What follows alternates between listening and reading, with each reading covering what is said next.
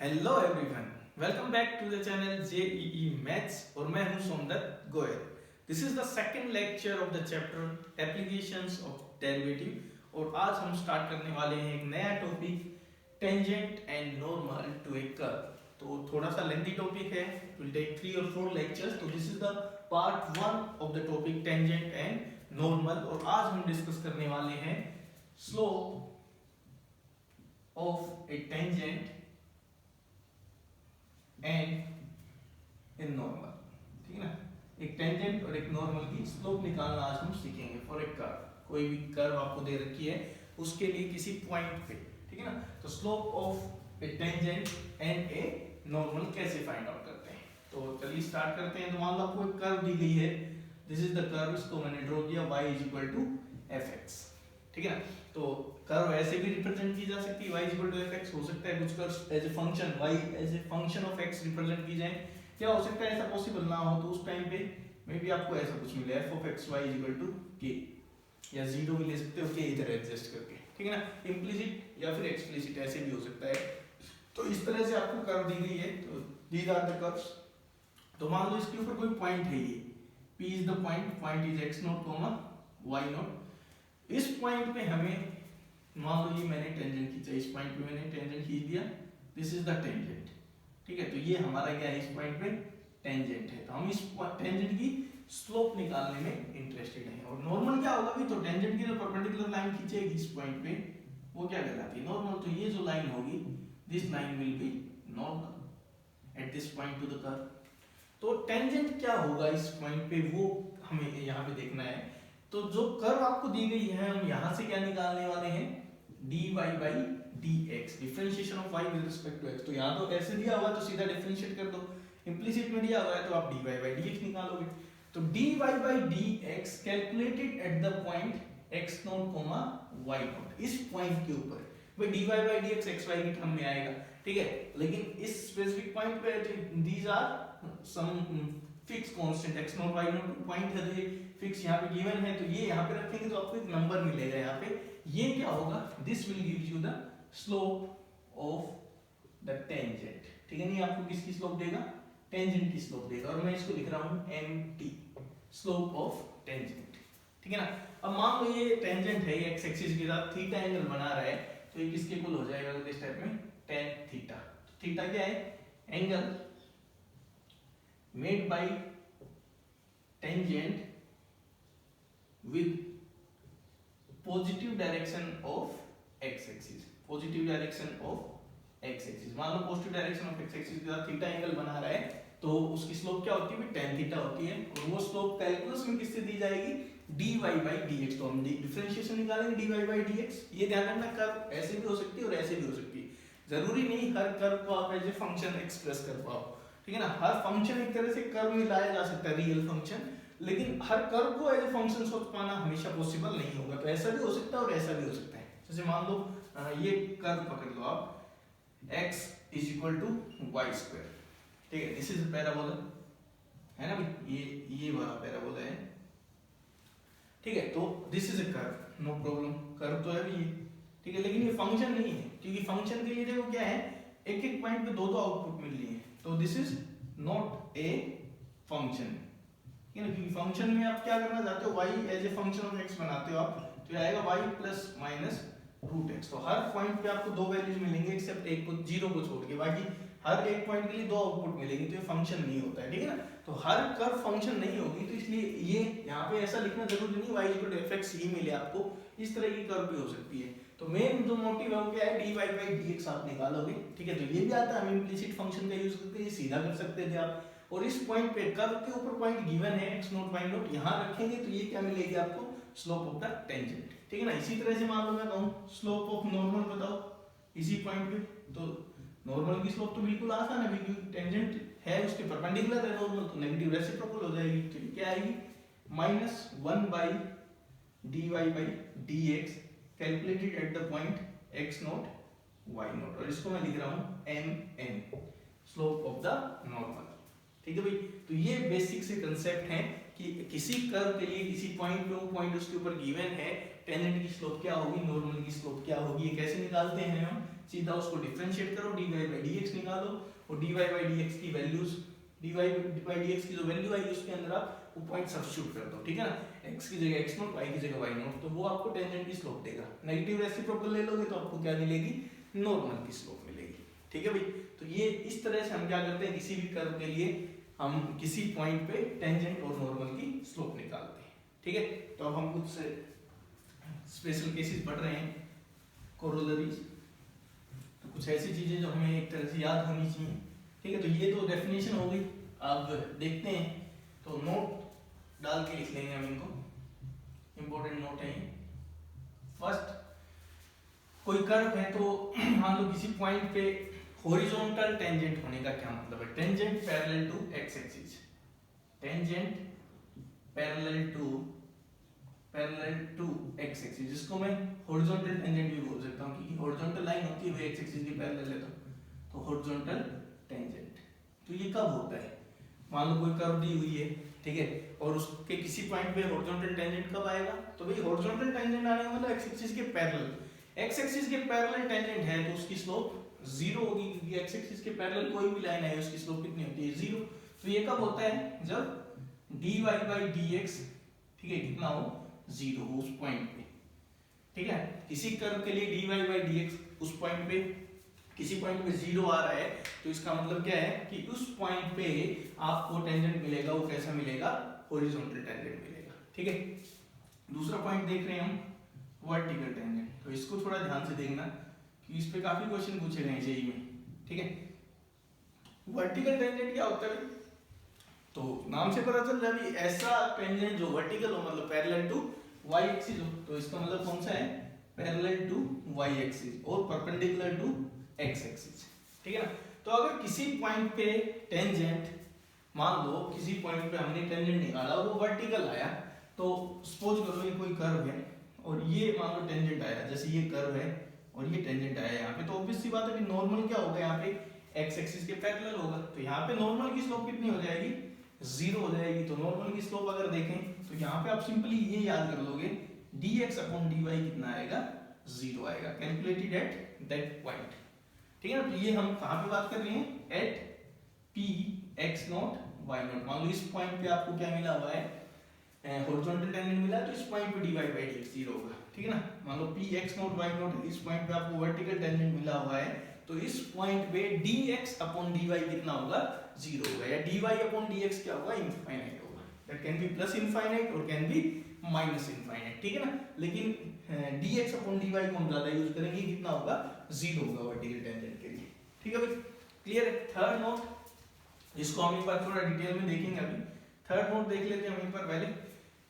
एक मिसकंसेप्शन है टेंजेंट्स को लेके, वो देख लो आप। हमें ये लगता है कि टेंजेंट है वो कर्व को टच करता है, कट नहीं कर सकता, तो ऐसा कुछ नहीं है, ठीक है ना।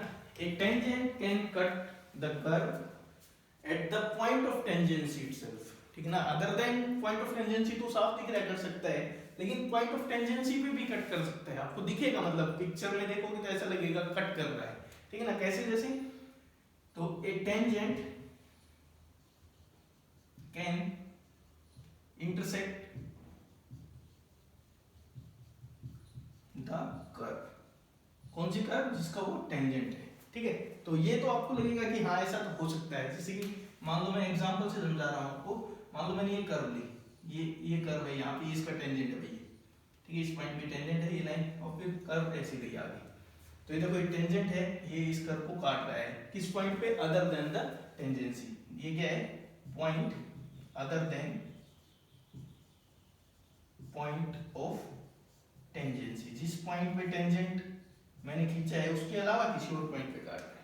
लेकिन एक एग्जांपल लेते हैं हम, ये एक फंक्शन लो y equal to X cube, y equal to X cube का जो ग्राफ खींचोगे ना आप, वो ऐसे आता है, ठीक है। तो इसका जो ओरिजिन है ना, ओरिजिन, इसका पॉइंट है ओरिजिन, तो ओरिजिन पे इसका स्लोप निकालो, तो हम स्लोप निकालते हैं तो क्या आएगी, dy बाई dx, कितना आएगा भाई, 3x स्क्वायर। तो अगर मैं कहूँ कि ओरिजिन पे बताओ क्या आएगा, तो ओरिजिन पे आप देखोगे तो स्लोप टेंजेंट की कितनी आई, जीरो, इसका मतलब x एक्सिस टेंजेंट है, तो दिस इज द टेंजेंट, ठीक है। तो यहाँ पे आप देखो ये क्या कर रहा है, इस कर्व को इस पॉइंट पे क्या कर रहा है, इंटरसेक्ट कर रहा है, this is the point of tangency, को इसी को तो बोल रहे हैं ठीक है, तो ये थोड़ा ध्यान रखना। तो क्वेश्चन तो शायद इसमें ना बने, लेकिन फिर भी आपके दिमाग में चीज होनी चाहिए कि टेंजेंट है वो कर्व को इंटरसेक्ट भी कर सकता है, ऐसा कुछ भी नहीं है कि टच ही करेगा। ठीक है, तो ये कंसेप्ट का थोड़ा ध्यान रखना। कभी कोई कहे कि नहीं है टेंजेंट नहीं है, टेंजेंट तो यही है, एक्स एक्सिस ही इसके लिए टेंजेंट का काम कर रही है। तो other than the point of tangency तो साफ दिख रहा है कर सकता है, पॉइंट ऑफ टेंजेंसी पे भी क्या कर सकता है, इंटरसेक्ट कर सकता है उसको। ठीक है भाई, तो इस कंसेप्ट का आपको ध्यान रखना है थोड़ा सा। ठीक है, तो अब आगे मूव करते हैं और एक बार हम वर्टिकल टेंजेंट को देखना चाहेंगे फिर से डिटेल से, क्योंकि इस पे क्वेश्चन बनते हैं थोड़े से। तो वर्टिकल टेंजेंट को मैं थोड़ा सा अलग से बता रहा हूँ। तो वर्टिकल टेंजेंट में देखो दो तरीके से आपको कंसेप्ट यूज करना है। ठीक है, पहला मैं बता रहा हूं कि अगर आपको कोई कर्व दी गई है, एक ऐसी curve which cannot be curve not in as a function, मतलब ऐसी कर्व है जिसको आप फंक्शन की तरह नहीं लिख पा रहे हो। ठीक है ना, जैसे मान लो ये अभी लिया था मैंने x is equal to Y square, this is a parabola. ठीक है ना, तो इसको आज आप एज ए फंक्शन नहीं लिख सकते। ठीक है, या फिर ये ले लो X square plus Y square is equal to 1, इसको एज ए फंक्शन नहीं लिख सकते, दिस इज सर्कल। ठीक है, तो इन ऐसे कुछ कर्व्स दी गई हैं, तो इनके लिए आपको कुछ ज्यादा नहीं सोचना है। इसके लिए आपको क्या करना है, dx अपॉन dy को सिंपली कितना रख देना है, 0। Put dx upon dy is equal to 0 to find the vertical tangent. अगर आपको कर्व्स दी गई है जहां पे आप उसको एज ए फंक्शन एक्सप्रेस नहीं कर पा रहे हो, तो आप सिंपली ये करो dx अपॉन dy। जैसे मान लो ये कर्व है, तो इसके लिए मैं करना है डिफरेंशिएट कर देता हूं मैं, क्या आएगा dx अपॉन dy करूंगा तो यहाँ आएगा dx upon dy is equal to कितना आया 2y। ठीक है, और इसको मैं कितना रख दूंगा 0, तो यहाँ से मेरे को मिलेगा y इज इक्वल टू 0, और y को 0 रखूंगा तो x कितना आएगा 0। तो इसका मतलब ओरिजिन पे वर्टिकल टेंजेंट मिलेगा, और ऐसा ही होता है देख लो आप। ठीक है, ये वाला पैराबोला है, राइट पैराबोला है, इसका जो ओरिजिन पे जो टेंजेंट है वो क्या होता है, वर्टिकल टेंजेंट होता है। This is the point. ठीक है ना, अब जैसे ये कर्व है, इस कर्व के लिए बात करें तो डिफरेंशिएट कर दो भाई y के रिस्पेक्ट में, तो आएगा 2x dx upon dy plus 2y is equal to 0। तो यहाँ से मेरे को मिला dx upon dy is equal to minus y by x, तो इसको मैं कितना रखूंगा 0, तो यहाँ से मेरे को मिला y इज इक्वल टू 0, और y 0 रखूंगा तो x क्या आएगा, तो x आएगा प्लस माइनस 1। तो इसका मतलब 2 पॉइंट्स हैं, तो यहाँ ड्रॉ करके देखो सर्कल को, ये सर्कल है आपके लिए। ठीक है, तो इसके इस पॉइंट पे ये तो ये पॉइंट है y 1 0, और एक ये पॉइंट है कौन सा माइनस 1 0। इन दो पॉइंट्स पे कैसे टेंजेंट आ रहे हैं आपके पास, वर्टिकल टेंजेंट आ रहे हैं। ठीक है ना, तो जहाँ पे कर्व दी हुई है जिसको आप एज ए फंक्शन एक्सप्रेस नहीं कर पा रहे हो, वहाँ पे सिंपल कंसेप्ट है कि आपको यही कर देना है, dx अपॉन dy निकालो, उसको कितना रख दो 0 रख दो, क्योंकि इसमें आपको ये सोचने की जरूरत नहीं है ज्यादा कि left hand derivative right hand derivative नहीं, लेकिन एज ए फंक्शन हो तो थोड़ा काम बढ़ जाता है। तो दूसरा केस देखो, दूसरे केस में आप कैसे सोचोगे। ठीक है, तो ये मैं थोड़ा सा डिफरेंस करके बता रहा हूँ, और इसका एग्जांपल लेके फिर मैं इसको आपको इलस्ट्रेट कर दूंगा कि कैसे क्या करना है। ठीक है ना, तो ये तो कर ही दिया है, यहाँ पे कर्व्स हैं तो इस तरह से सोच पाते हो आप। दूसरा क्या है, y is equal to fx ऐसे दिया हुआ है। ठीक है ना, एज ए फंक्शन दिया हुआ है, मान लो आपको कर्व, और इसके लिए बोला गया है। ठीक है, तो किसी पॉइंट पे p पे बोला गया है x नॉट y नॉट। तो देखो समझने की चीज क्या है कि एज ए फंक्शन हम डिफरेंशिएबिलिटी की बात करते हैं, y is equal to fx है, तो इस पॉइंट जैसे इस पॉइंट पे हम डिफरेंशिएबिलिटी की बात करते हैं कि डिफरेंशिएबल होगा या नहीं होगा। तो हमें पता है कि वर्टिकल टेंजेंट होगा तो dy बाई dx या तो प्लस इंफिनिटी आएगा या माइनस इंफिनिटी आएगा। तो अगर इस पॉइंट पे मान लो क्या मिल रहा है आपको, वर्टिकल टेंजेंट मिल रहा है। ठीक है, तो इस पॉइंट पर अगर वर्टिकल टेंजेंट मिल रहा है तो this implies y is equal to fx is not differentiable, क्योंकि फंक्शन की डिफरेंशिएबिलिटी की बात होती है, differentiable at x is equal to x not. इस पॉइंट पे डिफरेंशिएबल नहीं बोलेंगे, क्योंकि डिफरेंशिएबिलिटी की बात हुई थी तो आया था कि डिफरेंशिएबल कब होगा, when left hand derivative is equal to right hand derivative and both are finite। यहाँ पे एक चीज क्लियर है कि इनफाइनाइट आएगा, तो डिफरेंशिएबल तो नहीं होगा वो। ठीक है ना, तो जो डिफरेंशिएबिलिटी की डेफिनेशन थी उसका ध्यान रखना। हमें ऐसा लगता है कि भाई मतलब टेंजेंट मिल रहा है तो डिफरेंशिएबल होगा, नहीं होगा। वर्टिकल टेंजेंट जब मिलता है तो ऐसे अगर वो एज ए फंक्शन आप लिख पा रहे हो तो उस पॉइंट पे वो फंक्शन डिफरेंशिएबल नहीं होता है। ओके, अब चेक कैसे करोगे आप, तो आपको ये लिमिट चेक करनी है। जैसे limit s tending to 0 f of x plus h, मान लो x नोट भी चेक कर रहे हो, by f of x not upon h। ये लिमिट क्या है, या तो ये प्लस इंफिनिटी आनी चाहिए या ये माइनस इंफिनिटी। इससे मेरा क्या मतलब है कि या तो भाई left hand derivative right hand derivative दोनों प्लस इंफिनिटी, ठीक है ना, both left hand derivative and right hand derivative दोनों ही प्लस इंफिनिटी आनी चाहिए, या फिर दोनों ही क्या आने चाहिए, माइनस इंफिनिटी। अगर ऐसा है, ठीक है ना, then y is equal to fx जो कर्व है ना has a vertical tangent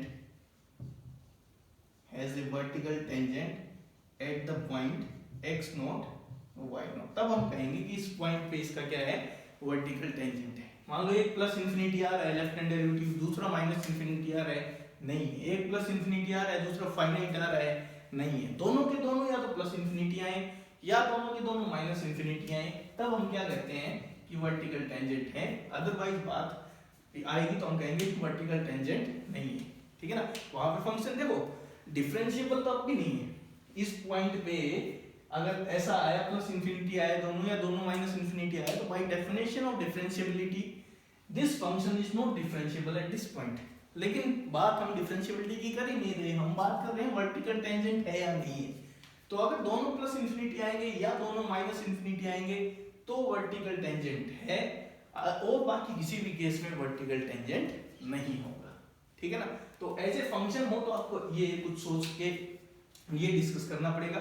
as a curve है तो चीजें आपके लिए रिलेटिवली आसान होती है, वहां पे आप सिंपल ये कंसेप्ट लगा सकते हो dx upon dy is equal to 0 आ रहा है, ठीक है ना। यहाँ पे थोड़ा गड़बड़ होने के चांसेस रहते हैं, तो एज ए फंक्शन में थोड़ा आपको स्पेशल ध्यान रखना पड़ेगा, ठीक है। तो कोई कहेगी ऐसे ही कर लेते, तो यहाँ पे क्या है कि जब कर्व्स होती हैं, कर्व्स जनरली स्मूथ होती हैं, ठीक है। स्मूथ कर्व होती है तो डिफरेंशिएबल क्वांटिटी की बात नहीं आती, कोई ब्रेक वगैरह मिलेगा नहीं आपको। स्मूथ कर्व है, ये भी स्मूथ कर्व है, तो इसलिए उसमें ज्यादा हम सोचते नहीं, और हमें जो पेपर में मिलेंगे वो ऐसे स्मूथ कर्व्स ही मिलेंगे। लेकिन एज ए फंक्शन में कुछ भी दे सकता है, तो वहां पे left hand derivative right hand derivative का रोल आ जाता है, ठीक है, ठीक है ना। तो अब हम इन पे बेस्ड कुछ प्रॉब्लम्स डिस्कस करने वाले हैं, slope of tangent and normal based, ठीक है। तो वर्टिकल टेंजेंट को आपको थोड़ा सा ध्यान से करना है, इसके क्वेश्चन करेंगे, क्वेश्चन आसान ही होते हैं, तो मैं भी समझने में थोड़ा आपको ऐसा लग रहा हो कि ये क्या है, लेकिन कुछ क्वेश्चन करेंगे तो वहां से आपको बिल्कुल क्लियर हो जाएगा। तो मैं शुरू में कुछ क्वेश्चन लिख रहा हूँ, स्टार्ट करने में बिल्कुल सिंपल से। एक कर्व दी हुई है आपको, find the slope of tangent and normal to the curve, the curve is to the curve x cube plus 3xy plus y cube is equal to 2 at the point 1, 1। Okay 1, 1 तो इसको satisfy ही नहीं करेगा, ठीक है। तो let's take it 1, 5, 1, 1 this is 5। Okay ये question है पहला। दूसरा हम ले रहे हैं find the point on the curve y is equal to x cube minus 3x at which tangent is parallel to x axis। It means the point where tangent is horizontal। Okay, third question जो हम कर रहे हैं, find the point on the curve is y is equal to x cube minus 2x square minus x at which tangent line is parallel to this line, y is equal to 3x minus 2। Okay, the fourth question is if the tangent to the curve y is equal to x cube plus ax plus b at the point 1, minus 6 is parallel to the line x minus y plus 5 is equal to 0। Question पूछा गया है find 2a plus 3b, ये find out करना, ठीक है। तो ये question हम डिस्कस कर रहे हैं पहले। फिर अगले सेट में 4 और क्वेश्चन हम डिस्कस करेंगे। तो देखो एक है बिल्कुल आसान से क्वेश्चन है। तो पहला आपको एक इम्प्लिसिट फंक्शन यहाँ पे दिया हुआ है। तो यहाँ पे अगर आप एज ए फंक्शन एक्सप्रेस करना चाहो एक्सप्लिसिट वाई इज इफेक्ट तो पॉसिबल नहीं है, तो इसलिए हमने सीधा भी सीखा था। तो ये पॉइंट सबसे पहले कर्व के ऊपर होना चाहिए। तो ये कर्व के ऊपर है, देखो सेटिस्फाई कर रहा है इसको, ठीक है। तो इस पॉइंट पर टेंजेंट नॉर्मल चाहिए, तो हमें टारगेट करना है dy बाई dx, ठीक है। तो डिफरेंशिएट कर देते हैं इसको, क्या आएगा 3x square plus 3 and then x as it is y का dy by dx plus y as it is x का 1 हो जाएगा plus 3y square dy by dx is equal to 0, ठीक है ना।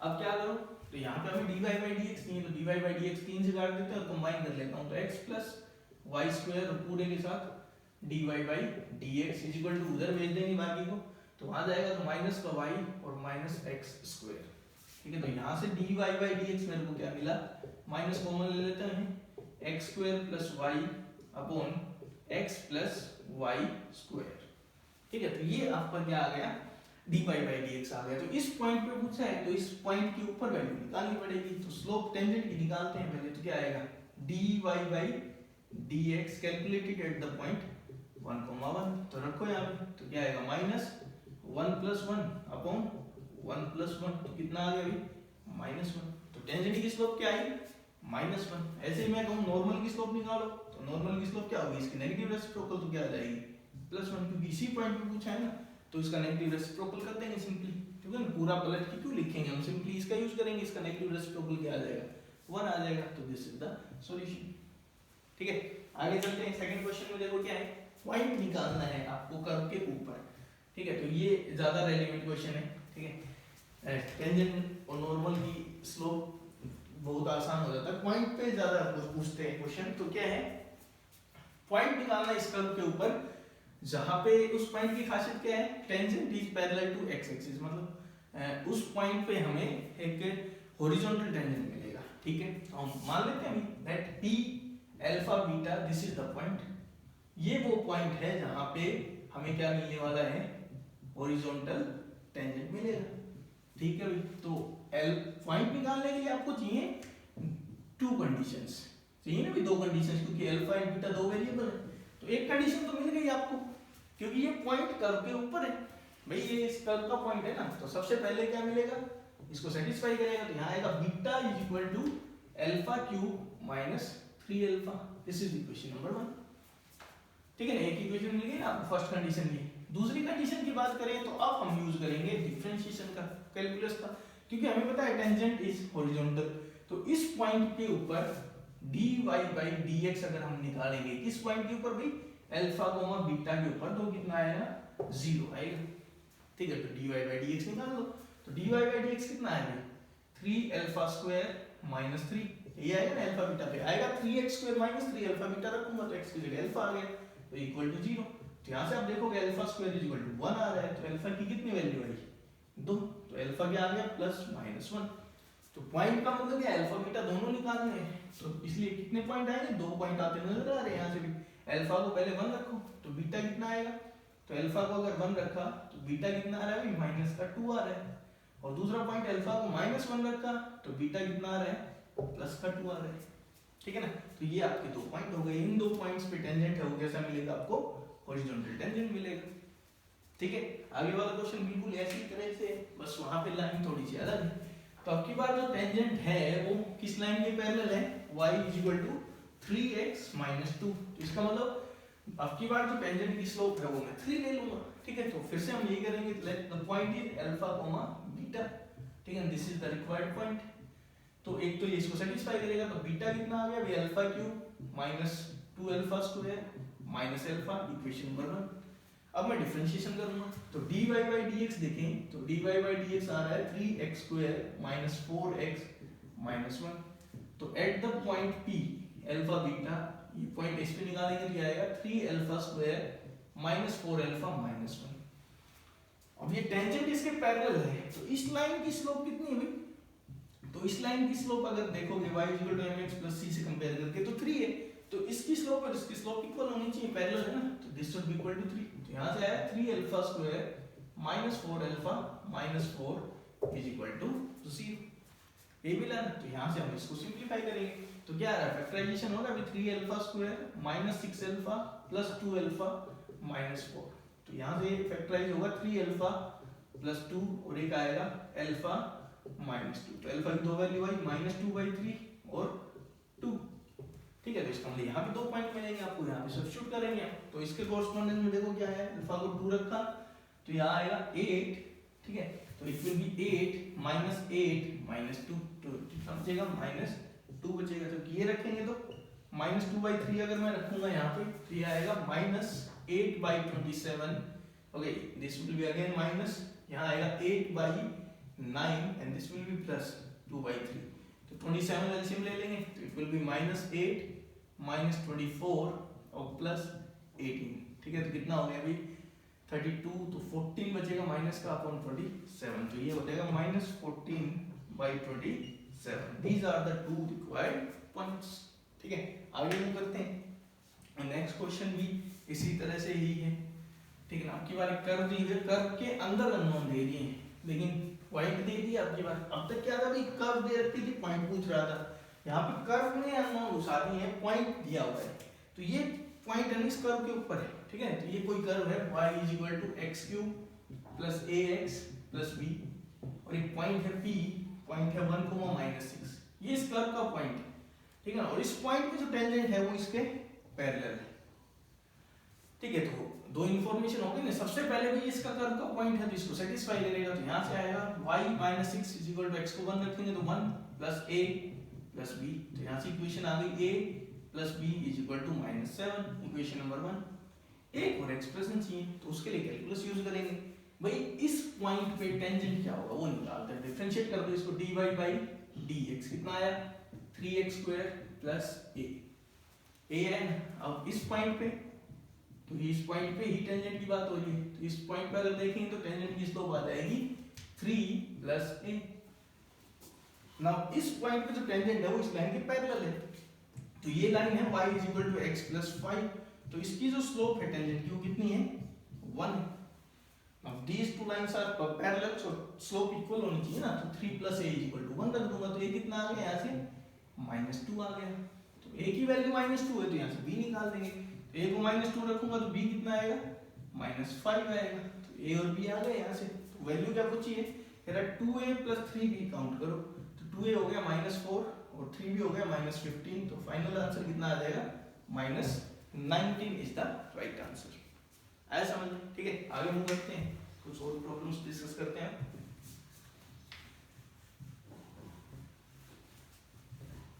ठीक है, अब इस सेट में हम वर्टिकल टेंजेंट्स पे थोड़ा फोकस करेंगे।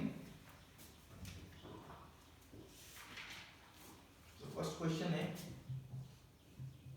For the curve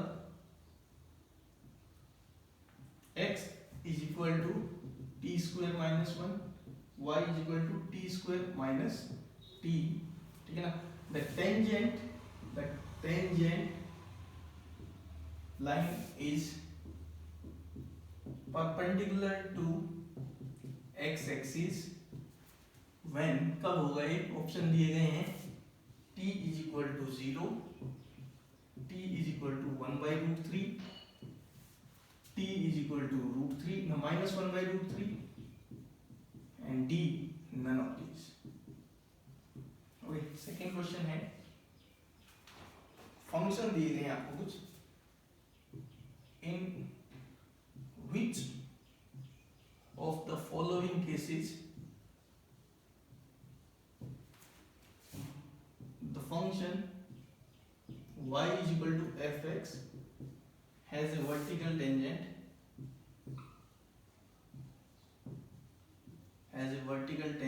at x = 0, ये बताना है। ऑप्शंस फंक्शन जो हमें डिस्कस करने हैं वो ये है, fx = x⁻1/3, fx = x⁻2/3 और एक फंक्शन और ले लेते हैं fx = sec(x). ठीक है ना, तो हमें चेक करना है। थर्ड जो क्वेश्चन हम डिस्कस कर रहे हैं वो है, find the point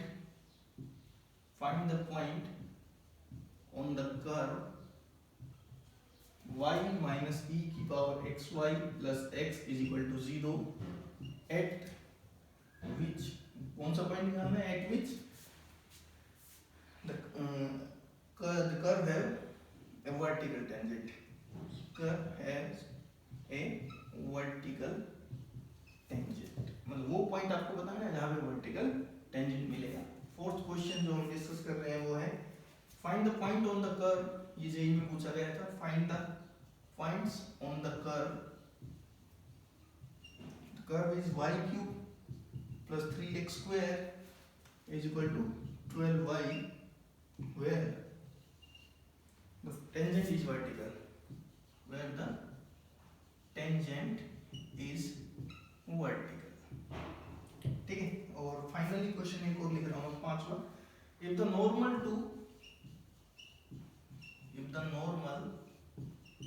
to the curve y is equal to fx, ये कर्व दी हुई है at the point 3,4, इस पॉइंट के ऊपर makes an angle 3 pi by 4, makes an angle 3 pi by 4 with positive direction of x-axis, with positive x-axis। then question पूछा है f dash 3 find out करो, क्या होगा? आसान सा क्वेश्चन है, ठीक है। तो ये फाइनल 5 क्वेश्चन आज के हम कर रहे हैं। तो मोस्टली क्वेश्चन शुरू के 4 क्वेश्चन वर्टिकल टेंजेंट पे बेस्ड है। तो देखो क्या है, फॉर द कर्व, अब ये पैरामीट्रिक फॉर्म में curve x is a function of t, y is a function of t। तो सबसे पहले y को x की टर्म में लाना है। यहाँ पे हमें फिजिकल दिख नहीं रहा है, ठीक है ना, कुछ भी नहीं दिख रहा है ऐसा कि y को x की टर्म में ले गया इसको। तो मैंने बताया था कि अगर आप ऐसा कुछ ना कर पाओ कि y is a function of x बन रहा हो, ऐसा कुछ ना सोच पा रहे हो, तो सिंपल सा आर्गुमेंट है dx/dy 0 रख दो, ठीक है ना। तो यहाँ पे हम क्या करेंगे, dx/dy टारगेट करते हैं। तो dx/dy निकालने के लिए पहले dx/dt निकालेंगे, कितना आया 2t। फिर dy/dt निकालेंगे तो ये आएगा 2t - 1। तो अब यहाँ से हम देखेंगे dx/dy। तो dx/dy क्या होता है भाई, dx/dt डिवाइडेड बाय dy/dt। तो कितना हो गया 2t/2t - 1, ठीक है ना। अब आप चाहते हो वर्टिकल टेंजेंट, तो वर्टिकल टेंजेंट के लिए क्या होता है, फॉर वर्टिकल टेंजेंट dx/dy 0 होता है। अभी सिंपली तो इसको मैं 0 रख दूंगा, तो यहाँ से मेरे को मिल रहा है t = 0। तो t की वैल्यू कितनी होगी, 0 होगी, तब आपको क्या मिलेगा, वर्टिकल टेंजेंट मिलेगा। मान लो हॉरिजॉन्टल टेंजेंट होता, सपोज करो, यहाँ पूछा नहीं उसने, हॉरिजॉन्टल टेंजेंट होता तो वहां पे क्या करते आप, हॉरिजॉन्टल टेंजेंट क्या होता है, dy/dx 0 होता है। तो dy/dx उल्टा आता है इसका, तो यहाँ पे t कितना आ जाता है आपका, हाफ आ जाता है। तो यहाँ पे t की वैल्यू हाफ मिलती है, ठीक है। नेक्स्ट क्वेश्चन में देखो, फंक्शन दिए हुए हैं आपको कुछ, और उनके लिए बात कर रहा है पॉइंट के ऊपर, ठीक है। तो यहाँ पे फंक्शन दिए गए हैं, तो यहाँ पे वो कंसेप्ट थोड़ा सा लगेगा कि फंक्शन है तो सोचना पड़ेगा left hand derivative and right hand derivative के पॉइंट ऑफ व्यू से, ठीक है ना। तो यही मेन चीज थी कि फंक्शन के ऊपर थोड़ा सा क्रूशियल हो जाता है, क्योंकि ये 0 है ना, प्रॉब्लमेटिक पॉइंट है। जैसे हमेशा नहीं करना है, कभी आप हमेशा लेफ्ट राइट करो। जैसे इसका डिफरेंशिएट करो आप, f डैश x कितना आएगा, तो 1/3 x की पावर कितना आएगा, -2/3। तो यहाँ पे ऐसे हो गया ना, 1/3 x की पावर 2/3। तो 0 पे दिक्कत होती दिख रही है ना आपको, 0 पे नीचे 0 आ गया, तो डिफरेंशिएबल तो नहीं है भाई 0 पे। तो कोई पूछे 0 पे डिफरेंशिएबल है या नहीं है, डिफरेंशिएबल तो नहीं है, ठीक है ना। बात यहाँ पे डिफरेंशिएबिलिटी की हो ही नहीं रही, बात हो रही है कि वर्टिकल टेंजेंट है या नहीं है। तो वर्टिकल टेंजेंट तो वहीं मिलता है जहाँ डिफरेंशिएबल नहीं है, तो हमने देखा था। तो अब देखो ऐसे में क्या करेंगे, ठीक है ना। तो जैसे 1 पे पूछा होता तो वर्टिकल टेंजेंट है ही नहीं वहाँ, तो क्योंकि डिफरेंशिएबल है 1 पे, और डिफरेंशिएबल है तो वर्टिकल टेंजेंट हो ही नहीं सकता फंक्शन का, ठीक है। तो अब देखो इसकी बात करते हैं। तो a में क्या है, fx आपको दिया हुआ है x की पावर 1/3, ठीक है। 0 पे हमें बात करनी, तो हम देखते हैं क्या करके। तो लेफ्ट हैंड डेरिवेटिव देखते हैं 0 पे भी क्या आएगा, limit h tending to 0 negative, function क्या है fx, तो यही रहेगा, 0 पे वैल्यू 0 और फिर x - 0, यही होता है ना, f(0) नीचे x - 0। तो ये f(0) 0 है ना, 0 रखोगे तो 0 आएगा, देखो फंक्शन तो ये है। तो कितना बनाए, तो ये आ गया limit x tending to 0 negative 1/x की पावर 2/3। अब देखो x 0 के आसपास है, नेगेटिव है, कोई फर्क नहीं पड़ता, मैं कह रहा हूँ प्लस इन्फिनिटी आएगा, क्योंकि नेगेटिव है उसका स्क्वायर कर दूंगा मैं, तो पॉजिटिव की पावर 1/3 पॉजिटिव रहेगी, तो 0 तो आएगा लेकिन पॉजिटिव बन जाएगा, तो प्लस इन्फिनिटी मिलेगा आपको, ठीक है भाई, राइट हैंड डेरिवेटिव देखते हैं हम। राइट हैंड डेरिवेटिव कितना आया, लिमिट एक्सटेंडिंग टू 0 पॉजिटिव। अब यहाँ पे x की पावर 1/3 माइनस में 0 अपॉन x माइनस 0, यहाँ भी वही सीन रहेगा। तो अब की बार आया limit x tending to 0 positive 1/x की पावर 2/3, और आप फिर से देख सकते हो प्लस इंफिनिटी आएगा।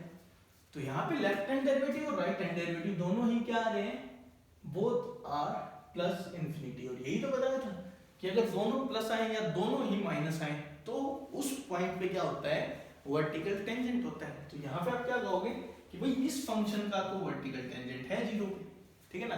जो x की पावर 1/3 जो फंक्शन है, इसका ओरिजिन के ऊपर 0 0 ओरिजिन बनेगा, क्योंकि 0 पे y भी 0 आएगा।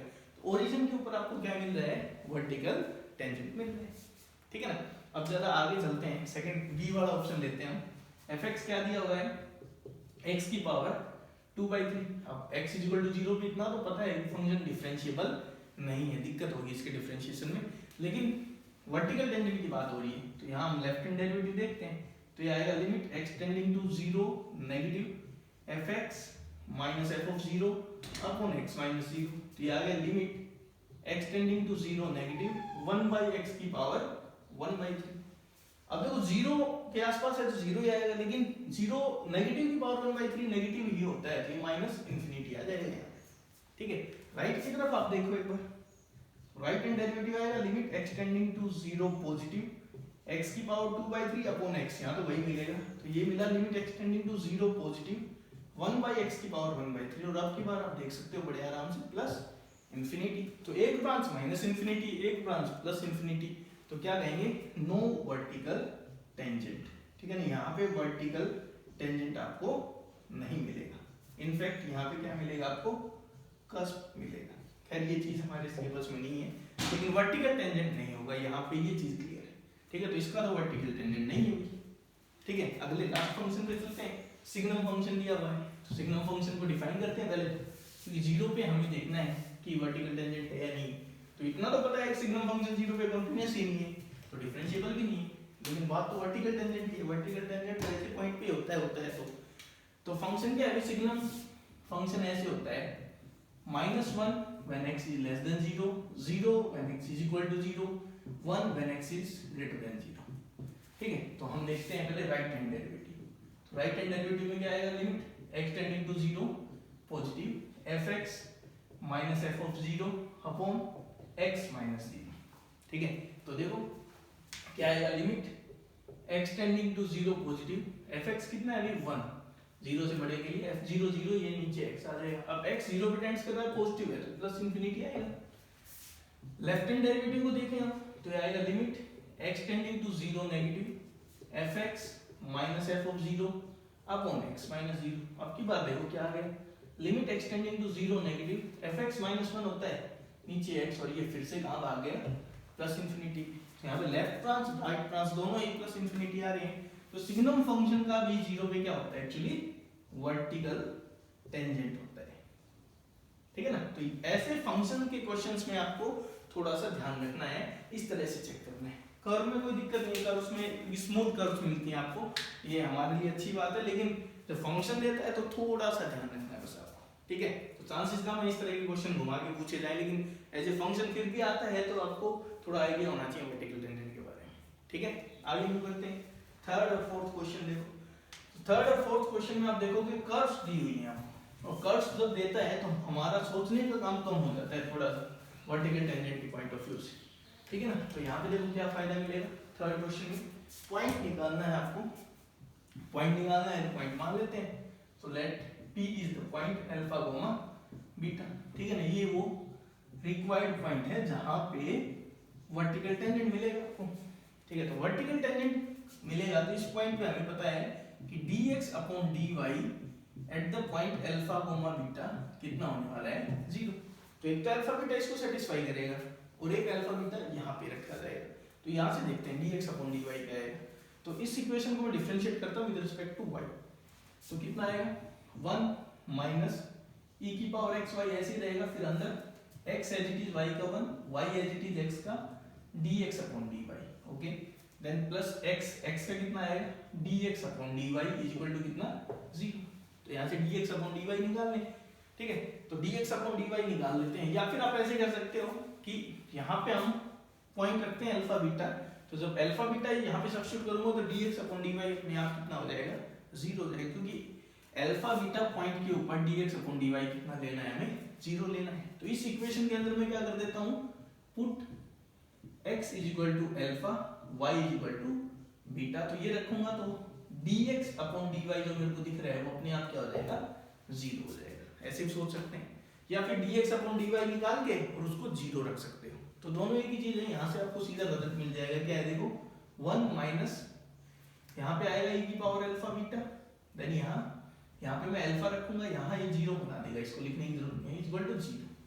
तो क्या मिला रिलेशन, तो रिलेशन ये मिला कि 1 इज इक्वल टू e की power alpha beta into alpha, ठीक है। तो अल्फा बीटा में तो ये रिलेशन है और एक रिलेशन ये अल्फा बीटा इसको सेटिस्फाई कर रहे हैं, तो क्या मिलेगा, beta plus alpha is equal to e की पावर अल्फा बीटा। तो एक रिलेशन ये है कि बीटा प्लस अल्फा कितना है, e की पावर अल्फा बीटा है, और एक रिलेशन ये है 1 इनटू e की पावर अल्फा बीटा ना 1 इज इक्वल टू e की power alpha beta into alpha. तो क्वेश्चन है हमें पॉइंट चाहिए, तो यहाँ से हमें पॉइंट कंपेयर मतलब निकालना पड़ेगा। दो इक्वेशंस आपके पास, e की power alpha beta is equal to 1 by alpha, और वहां पे e की power alpha beta is equal to alpha plus beta, ठीक है। तो अब कैसे करोगे, तो अब ऐसे क्वेश्चन में आपको ऑब्जर्वेशन यूज करनी पड़ेगी, क्योंकि अलग अलग तरह की चीजें आ गई। e की पावर अल्फा बीटा है तो एक्सपोनेंशियल फंक्शन भी आया हुआ है, और यहाँ पे सिंपल अलजेब्राइक फंक्शन भी आया हुआ है, ठीक है ना। अल्फा यहाँ पे अल्फा प्लस बीटा मतलब पॉलिनोमियल टाइप लीनियर डिग्री में आया हुआ है। तो यहाँ से हम देखें तो हमें क्या निकालना है, वो पॉइंट निकालना है जो इन दोनों प्रॉपर्टीज को सेटिस्फाई करे। तो यहाँ थोड़ा सा ट्विस्ट है कि आपको ऑब्जर्वेशन से सोचना पड़ेगा, क्योंकि अगर आप ऐसे सोचो कि e की पावर अल्फा बीटा को एलिमिनेट कर देते हैं तो फिर से अल्फा बीटा में एक रिलेशन आ जाएगा, ठीक है। तो यहाँ पे ऑब्जर्वेशन से आप देखोगे तो यहाँ पे देखो alpha is equal to 1 and beta is equal to 0 एक ऐसा पॉइंट है जो इस इक्वेशन को क्या कर रहा है, सेटिस्फाई कर रहा है ना। और यहाँ भी आप देख सकते हो ऐसा कुछ मिलेगा आपको, ठीक है। तो बेसिकली ऑप्शंस मिलेंगे आपको, ऑप्शन मिलेंगे तो पॉइंट चेक करना है, तो कंडीशन आने के बाद आपको पॉइंट देखना है जो इन दोनों को सेटिस्फाई करे, क्योंकि e की पावर अल्फा बीटा को एलिमिनेट करने से आपको ये मिलेगा 1 is equal to beta plus alpha, इसकी जगह वहां से लिख दिया मैंने, और इनटू अल्फा, ठीक है। तो रिलेशन बेसिकली ये आना चाहिए, ऐसे रख लेते हैं सिर्फ, beta plus alpha into alpha is equal to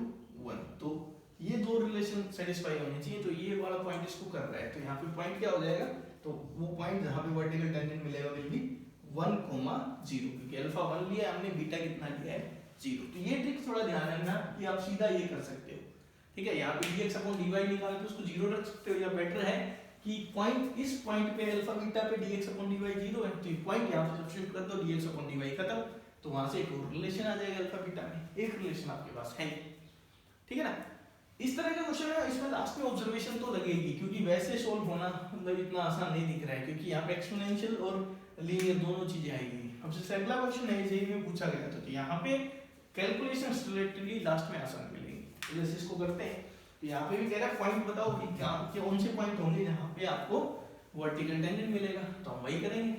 ये मान लिया पी अल्फा बीटा क्या है भाई, रिक्वायर्ड पॉइंट है, तो इस पॉइंट पे क्या मिलेगा, तो इस पॉइंट पे हमें मिलेगा dx upon dy eight the point alpha beta will be 0।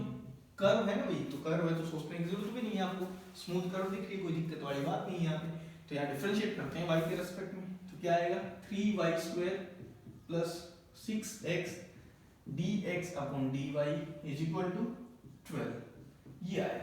तो यहाँ पे मैं क्या करूँगा, पुट कर दूंगा इसमें x की जगह अल्फा और y की जगह बीटा, तो x की जगह अल्फा, y की जगह बीटा रखोगे तो by default dx upon dy कितना हो जाएगा 0, क्योंकि ये वो रिक्वायर्ड पॉइंट है हमारा। तो देखो क्या मिला यहाँ से, तो ये आ गया 3 beta square is equal to खत्म, तो इज इक्वल टू 12, तो बीटा स्क्वायर आया 4, तो बीटा की वैल्यू क्या आ गई हमारे पास +-2, ठीक है। ये पुट नहीं करना चाहते आप तो भाई यहाँ पे आप इसको dx अपॉन dy निकाल लो इस पॉइंट पे, फिर उसको 0 रख दो, यही चीज मिलनी है आपको।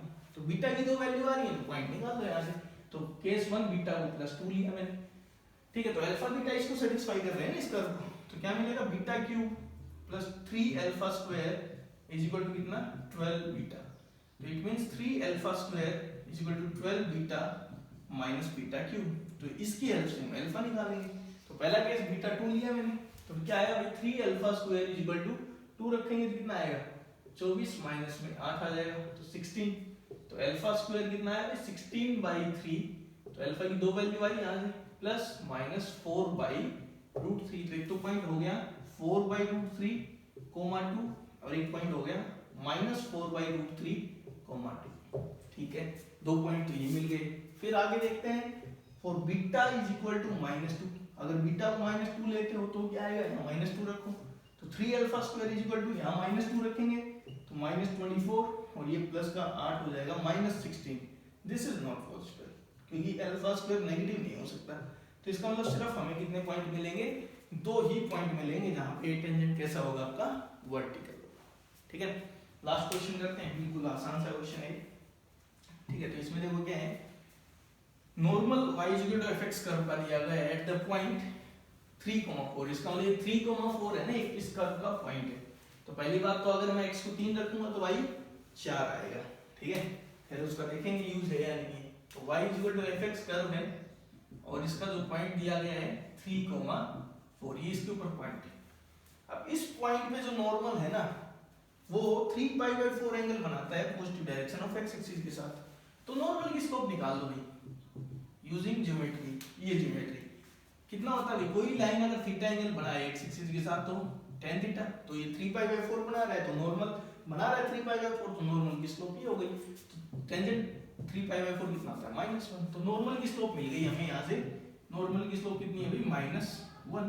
किस पॉइंट पे है, तो ये पॉइंट है 3,4 पे। अच्छा, तो हम कैलकुलस का यूज करते हैं। तो नॉर्मल की स्लोप के लिए हम निकालेंगे पहले dy/dx, तो कितना आएगा f डैश x आएगा।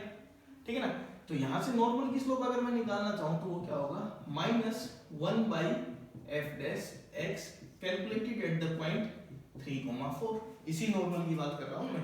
तो इसका मतलब नॉर्मल की स्लोप क्या आएगी -1/f डैश x की जगह 3 रख दिया, y रखने की जगह ही नहीं है आपके पास। ठीक है, तो ये आपकी नॉर्मल की स्लोप है। नॉर्मल की स्लोप कितनी है ये, तो यहाँ से आप देख सकते हो f डैश 3 निकालना था तो -1 is equal to -1/f dash 3। बिल्कुल सिंपल सा क्वेश्चन था। f डैश 3 कितना आ गया 1 आ गया। तो क्वेश्चन यही पूछा था कि f डैश 3 कितना आएगा, तो f डैश 3 कितना आएगा 1 आएगा। तो नॉर्मल की स्लोप कैलकुलस से निकालो, नॉर्मल की स्लोप ज्योमेट्री से निकालो, तो बेसिक ज्योमेट्री आपकी, और उससे आपको f डैश 3 मिल जाएगा। ठीक है भाई, तो ये था हमारा आज का टॉपिक पार्ट 1 में, जिसमें हमने सीखा है slope of normal and tangent to a curve. ठीक है, अगले लेक्चर में हम equation of tangent and normal निकालना सीखेंगे, इसी को कंटिन्यू करते हुए। ठीक है, तो इसके 3 या 4 लेक्चर बनने वाले हैं टेंजेंट और नॉर्मल को लेके। ठीक है भाई, तो इनसे रिलेटेड प्रॉब्लम्स आपको सोल्व करनी है ताकि ये चीजें आपको अच्छे से क्लियर हो जाएं। वर्टिकल टेंजेंट का थोड़ा सा ध्यान रखना है भाई। ठीक है, तो आज के लिए इतना ही। Thank you, have a nice day.